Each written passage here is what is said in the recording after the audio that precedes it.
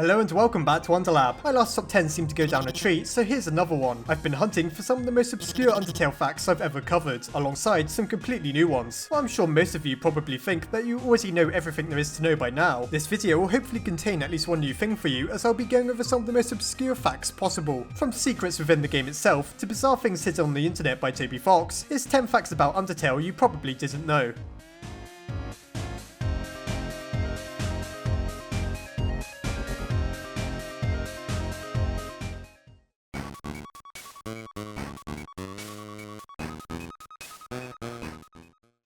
Number 10. The Nightmare. Here's a really weird one to get us started. Throughout Snowdin Forest, Papyrus challenges us with a selection of his favourite puzzles. Sans meanwhile takes a much more backseat approach, doing essentially nothing until Papyrus insists that it's his turn. Sans then presents us with an incredibly simple looking word search that he claims to be his puzzle. There's two things going on at once here. If we look closely at the paper Sans gave us, you'll see that the words we have to find relates to the rest of the game. These words include skeletons, referring to Sans and Papyrus, mermaid referring to Undine, and robot referring to Metaton. While this is pretty cool by itself, here's the really weird part. Within the game's files is a sprite that's exactly the same, just with the addition of a strange drawing of a snowman that says Nightmare above it. This never appears anywhere within the game. It's unknown as to whether this has anything to do with the snowman in Snowdin, but my personal speculation is that Toby attempted to draw a snowman to go along with IC, and upon realising how strange it looks, he wrote Nightmare above it to express horror of his own creation. Number 9. FLOWEY'S Dark Secret. A while back I made a video called FLOWEY'S Dark Secrets. While I covered a variety of things, one discovery I made in particular stood out to me. Within the game's files, there's names for the various attacks he uses on us. One of these is a big green mouth that tries to bite us and is internally called a dentata. I researched the words only to find that it refers to the legend of a vagina with teeth. So one of FLOWEY'S attacks is, yeah, this has to be one of the weirdest and most obscure things in Undertale by far. The fact that the attack appears to be a giant mouth with teeth really doesn't help things one little bit. Number 8. The secret Snowdin home. This one is reasonably well known, but it raises a huge host of questions. Should we travel down the mountainside path within Snowdin, just outside the mysterious dog room, we see a building far in the distance with the lights on. We never see anything quite like this within Undertale, as everywhere we find is designated to an owner. That means we have absolutely no idea who lives down there. Adding to the mystery even more is the fact that Papyrus reveals to us that he simply painted on his Gauntlet of Doom. If there aren't really any tall cliffs around Snowdin, then how come someone appears to be living far away in the middle of nowhere? Speculation as to who lives in the home is rampant, and popular theories include the river person or the idea that it could be one of Sans' many mysterious shortcuts. Number 7. Undertale is full of characters Toby Fox didn't make. As you may or may not know, Undertale had a Kickstarter before it was fully developed. It ended up outdoing its original goal of $5,000 10 times over, and a lot of enthusiasm was shown towards the project. As a reward, Toby allowed the highest donating fans to have their character ideas appear within the game. These include Washua, Glide, Muffet, and So Sorry. So Sorry has a particularly complex story associated with him, which you can see fully explored in my video called The Truth and Controversy Behind So Sorry. It's quite possible that you went through the game without ever realising that Toby Fox never created a few of your favourite characters, though I'm sure we're all grateful that he made the now famous Muffet canon. Number 6. Papyrus' music career. As you may or may not know, at least 3 characters within Undertale show some level of talent with a musical instrument. Undine plays the piano, Sans plays the trombone, and Napstablook appears to be a DJ who's remixed his own groovy tracks. What you probably didn't know is that Papyrus also has some grasp over music. While we never see him compose anything in-game, during the Kickstarter awards video, donators are offered the chance of receiving a copy of the game alongside Papyrus' cool song. There's likely a good reason why Papyrus never composed anything after his first masterpiece, as just take a listen.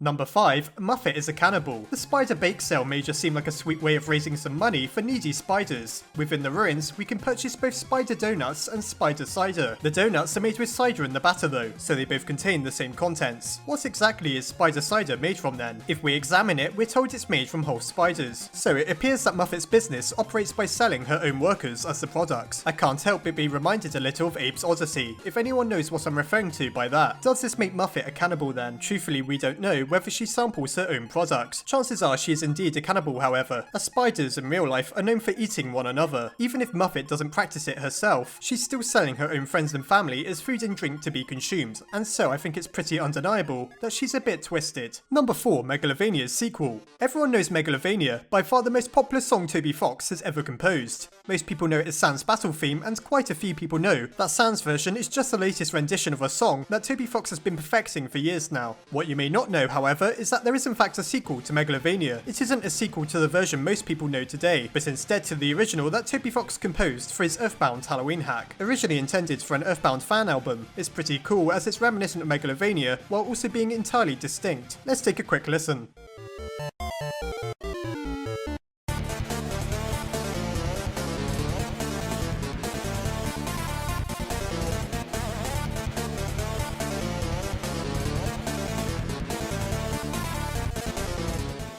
Number 3, just who are the amalgamates? Working out what the amalgamates are is easy enough, as Alfie's various logs on the subject explains what happened along with how they became amalgamated together. What you may not know is the exact composition of each of the amalgamates, as you can actually identify each individual monster by carefully looking at each part of the failed experiments. Endogeny is a merging of the canine unit's family, and so it probably originally looks like Doggo, less a dog, and so forth. Reaper Bird appears to be a stitching together of Whimsalot, Astigmatism, and Final Frogget. Snowdrake's mother consists of a Snowdrake, 2 Vegetoids, and various other creatures that are impossible to make out. Lemon Bread appears to be made of Shiren's agent, Aaron, and Moldbig. That leaves Memory Head, who has no clear connection to any other monster, but I've theorised about it in my video called The True Origins of the Amalgamates Revealed. Number 2, just where exactly is the castle in Waterfall? I'm sure everyone remembers the memorable moment when we travel through Waterfall and see a castle illuminated by crystals in the distance. It's a very atmospheric part of the game, though we're never told just what exactly we're looking at. Most players logically assume that it's Asgore's castle, but when we finally reach him, he appears to be living in a city that's entirely monochrome, and as for himself, he just lives in a small house that emulates Toriel's. Where then is his castle? We never once enter a blue palace throughout the game, nor is it ever explained if that really is Asgore's castle. But then consider this. We enter the Judgment Hall by simply accessing the basement within Asgore's home, and it's at this point we realise just how strange the layout of the underground is. My personal answer to this mystery is that it is indeed Asgore's castle, and that we are inside it when we enter the Judgment Hall and his throne room. The reason why we can't just walk over to it there and then is likely because the black space in front of us is an empty void, but is instead water. As many times throughout Undertale, water is depicted as being completely black, likely because there's no light to reflect off it. Number 1, the Deltarune. The Deltarune is the symbol of an ancient prophecy of an angel who would empty the underground. It correlates best with Azrael, as he ends up shattering the barrier at the end of Undertale. What you probably didn't know is that the Deltarune appears in just about everywhere in Undertale, likely in a lot of places you never even realised. In fact, it's in the very first room of the game. As we go to leave, the archway clearly has a Deltarune engraved into its surface. When we meet Toriel, we discover that her robes have a Deltarune embroidered into the fabric. What about some of the really obscure Deltarunes? When at Gerson's store, did you ever notice a Deltarune hidden in the darkness of the cave? Also, there's a Deltarune hidden behind the Snowdin shopkeep on a scroll of paper. One of the most obscure Deltarunes isn't really a Deltarune at all, and is instead a monster. When Azrael transforms into its ultimate form, it's quickly identified as following the basic outline of the rune. This makes perfect sense as moments later he fulfills the prophecy by freeing monster kind, revealing that the strange symbol was referring to him all along. The next time you play through Undertale, try to carefully count every Deltarune you see. I promise you'll find far more than you're expecting.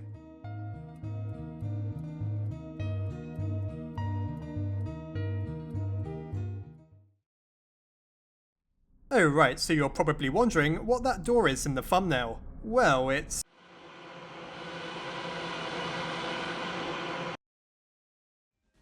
That's it for my top 10 obscure Undertale facts. There's plenty more I could talk about, but perhaps that's a video for another time. Be sure to tell me if I taught you anything new, as I tried my best to find things you wouldn't hear anywhere else. Of the facts in this video, which one was your favourite? Feel free to comment and tell me. It's pretty interesting to think how many tiny details are within Undertale, and how many more are yet to be discovered. I still occasionally find new stuff that no one's talking about, and who knows, Toby may even patch in the odd secret from time to time. As always, I hope you enjoyed the video. Try not to get lost in obscurity, and I'll see you next time.